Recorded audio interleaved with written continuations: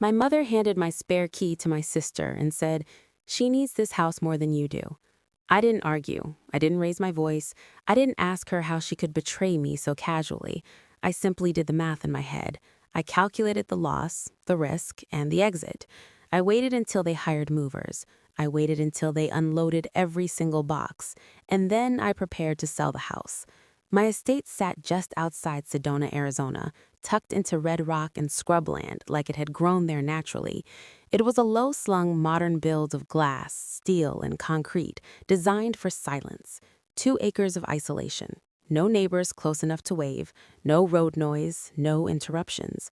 I had paid for it in cash 3 years earlier after my company went public, and I cashed out quietly, without headlines or congratulations. That house was the only place in the world where my phone didn't ring, where the thermostat stayed locked at 68 degrees, where nothing moved unless I allowed it. When I pulled up to the gate that Friday afternoon, the silence was already gone. A massive 26-foot moving truck was parked diagonally across my driveway, its weight crushing the native landscaping I had installed less than a month ago. $10,000 in drought-resistant design flattened under cheap rubber tires. The ramp was down. Movers marched in and out of my front door like ants dismantling a carcass. My front door. The door I had locked 8 hours earlier. I didn't honk. I didn't yell. I parked the car, stepped out, and walked up the driveway with the kind of calm that usually comes right before disaster. The Arizona heat slammed into me as I crossed the threshold. The front door was propped open with one of my dining chairs, bleeding cold air into the 90-degree afternoon like an open wound. Inside, the noise hit me all at once. Boots pounding against polished concrete, the shriek of packing tape being ripped, the high-pitched screaming of children. 3 of them, my nephews, Ethan, Lucas, and Noah, currently using my sunken living room as a wrestling ring. And in the center of it all stood my mother, Mary Ann Hale, holding a clipboard like she was overseeing a renovation.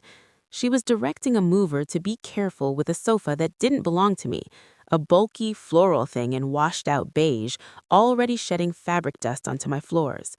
"Mom," I said. My voice cut through the chaos cleanly, sharp, and controlled. She turned, not with guilt, but with irritation.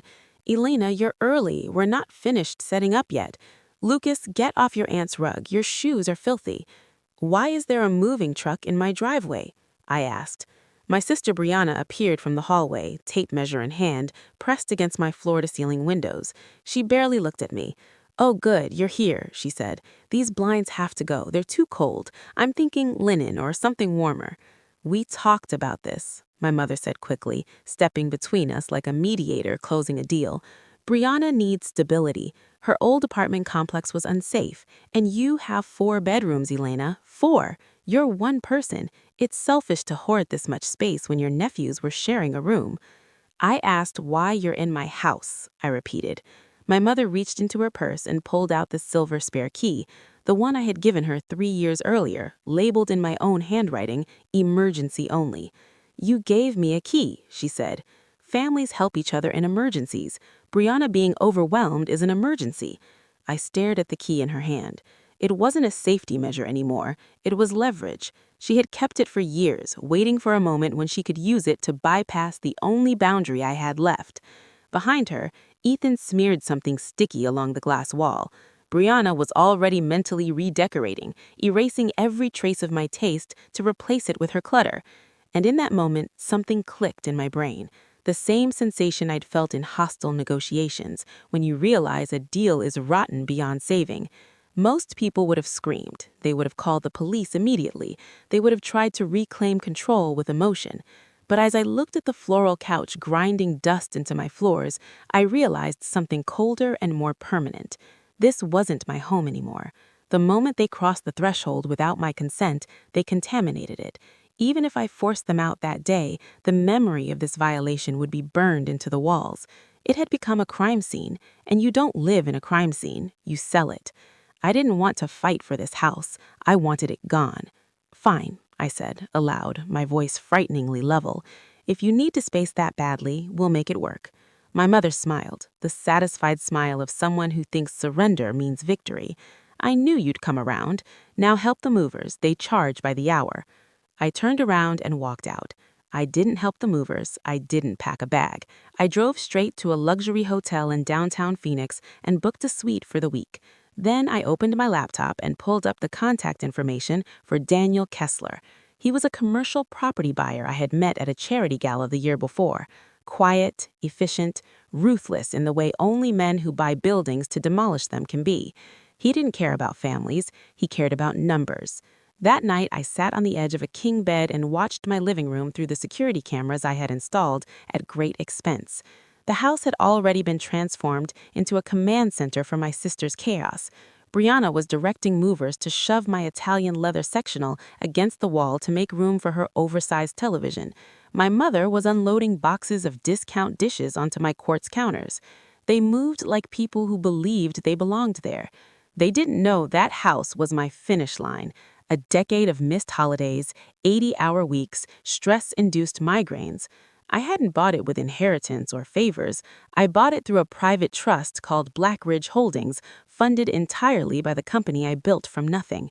I remember the day I signed the deed. It was 109 degrees outside.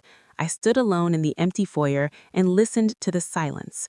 For the first time in my life, I felt safe.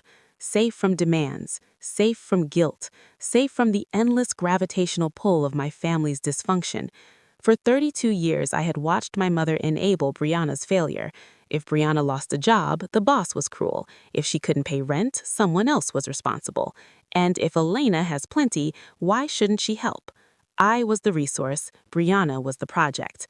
On the security feed, I watched Lucas trying to pry open my wine fridge with a screwdriver. My mother had taken a key meant for life or death emergencies and used it for convenience. I said, use this if I'm in a coma. She heard, use this if Brianna is uncomfortable.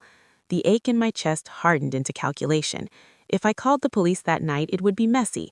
Tears, accusations, they would paint me as the villain. They would stall. But I wasn't just a daughter anymore. I was an executive, and I knew how to deal with a hostile occupation. The house was no longer my home. It was a distressed asset, and distressed assets get liquidated. I sent Daniel Kessler a single message. I have a modern property in northern Arizona, 2 acres, off-market, cash sale, immediate close. His reply came 30 seconds later. What's the catch? I typed back with calm precision. Sold as is, with occupants. Close by Monday. A number appeared. Aggressive, low, nearly $300,000 under market. I watched my sister put her feet up on my coffee table. Deal, I typed. I didn't lose a home that night. I converted a liability into leverage, and I was just getting started. It forces the other side to fill the silence with their own assumptions. My mother assumed my quiet meant surrender. My sister assumed momentum meant ownership. I sat 70 floors above the city in a hotel suite and watched my life being dismantled on a 13-inch laptop screen. The security cameras, the ones I had installed to protect my privacy, had become my private surveillance theater. Saturday morning, I watched my mother rearrange my kitchen. She unplugged my espresso machine and had a mover carry it into the garage because it took up too much counter space. She replaced it with a plastic blender she'd brought from her old apartment. She was nesting, claiming territory. At 10:04 a.m., my phone buzzed. I'm glad you're taking time to cool off, Alina. We need the Wi-Fi password. The boys are bored. I didn't respond. I didn't block her. I let the message sit, unanswered, like a door left unlocked on purpose. Silence can be mistaken for consent if you let it linger long enough. I let her believe she had permission. That afternoon, Brianna started painting. I watched through the living room feed as drop cloths were spread across my concrete floors. She rolled beige paint over the white gallery walls, burying clean lines under a suffocating suburban shade. She was erasing the architecture, sanding down every edge that made the house mine. I almost called the police. Vandalism is a crime, but I stopped myself. In game theory, there's something called the sunk cost fallacy. The more you invest, the harder it becomes to walk away. If I intervened then, they could still reverse course. They could still crawl back to their old lives. I didn't want reversible damage. I wanted commitment. I wanted them to burn the bridge behind them so thoroughly that when I stepped aside, there was nothing left to stand on. So I let them paint. I let them unpack. I let them believe they had won. Sunday morning, the trap closed. I was watching the kitchen camera when Brianna started pacing, phone pressed to her ear. The microphones I'd installed were crystal clear. "Yes," she said. "I'm confirming termination of the lease. We're fully moved out. You can keep the security deposit for cleaning. We won't need the keys." I leaned back in my chair and felt something cold and steady settle in my chest. She had done it. She had canceled her lease. She'd officially made herself homeless. 10 minutes later, she posted a photo online, a smiling selfie with the boys in my living room, my pool shimmering behind them. The caption read, "New beginnings. So blessed to finally have a home that fits our family." She wasn't squatting anymore. She was staking a public claim. I closed the laptop. The sale was scheduled for Monday morning. The boardroom at Kessler Asset Group was refrigerated to 65 degrees and soundproofed to the point of sterility. No dust, no noise, no emotion. Daniel Kessler sat at the head of a table that looked engineered for intimidation, scrolling through the contract on a tablet. $1.5 million, he said flatly. Cash wire. Close today. Title transfers from Black Ridge Holdings to KAG Recovery. He looked up at me. "Once you sign, it's mine. The occupants are mine. You have no influence over how the asset is handled." I understand. My mother would have called it tragedy, loss, betrayal. Sitting there, I felt none of that. I felt like a surgeon excising a tumor. My sanctuary had become a prison. You don't negotiate with prisons, you destroy the walls. "They're inside," I said, sliding the master admin card for the security system across the table. "Interior locks are changed, but the perimeter is digital." Kessler nodded. "We've reviewed the footage you authorized. They're repainting." I flinched. "Good," he said. "That strengthens our position." The signature line glowed blue. I signed without hesitation. Transaction complete. I walked out into the midday heat and checked my bank balance. 7 figures. I was wealthy, I was homeless, and I was free. Most people don't understand the difference between civil disputes and criminal trespass. My mother didn't. She assumed moving furniture established tenancy. She believed eviction meant paperwork and delays. She was counting on the system to protect her entitlement.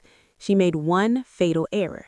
She wasn't dealing with the homeowner anymore. She was dealing with the corporation. When I owned the house, they were overstaying guests. Police avoid family disputes. But the moment I sold it, the legal frame shifted. KAG Recovery had never invited them inside. There were no agreements, no relationship. To the new owner, they were trespassers. And because Brianna painted the walls, they weren't just trespassing. They were committing felony destruction of corporate property. I sat in the rental car 2 blocks away and watched the app notifications roll in. Motion detected. Driveway. Living room. System disarmed by master admin. Then my phone buzzed. A text from Kessler. 3 words. Security is on site. Friday afternoon in Arizona is merciless. The body cam footage came later. 3 black SUVs rolled into the driveway and boxed in the moving truck. A sheriff's cruiser followed. Lights on, siren off. No warning, no discussion. They didn't knock. They scanned the panel. Access granted. My sister screamed first. The security team moved with professional indifference. "Ma'am, step away from the wall. You are trespassing on private corporate property." My mother protested, threatened, demanded. The deputy pointed to the wet beige paint. "Felony property damage," he said. "You have 10 minutes." It wasn't an eviction, it was an extraction. Furniture was dragged out and dumped on the curb. Electronics, clothing, toys. Everything baking under the sun. My phone rang. "Mom, there are men here," she shrieked. "They're throwing our things outside. Fix this." "It's not my property anymore," I said calmly. "You'll have to speak with the owner." "You owe us," she cried. "I owe you nothing." I hung up and blocked the number. By sunset, the house was empty, silent, beige. The fallout was total. Brianna burned through her savings on hotels and cancellation fees. My mother left voicemails that were unheard. Fury without leverage is just noise. I sat in an airport lounge that night, phone silent for the first time in years. The wire had cleared. $1.5 million. But what I saw wasn't money. It was severance pay, the final settlement of a contract that had been draining me since birth. People treat family like a sacred obligation. To me, it had become a subscription service with compounding interest I could never pay off. Selling the house wasn't cruelty, it was liquidation. I picked up my boarding pass and walked toward the gate, lighter with every step. I didn't look back. I had sold the burden and kept the profit. If this story made you think differently about boundaries, power, or self-preservation, make sure you like this video, subscribe to the channel for more stories like this, share it with friends who need to hear it, and comment below with your perspective or the biggest lesson you took away.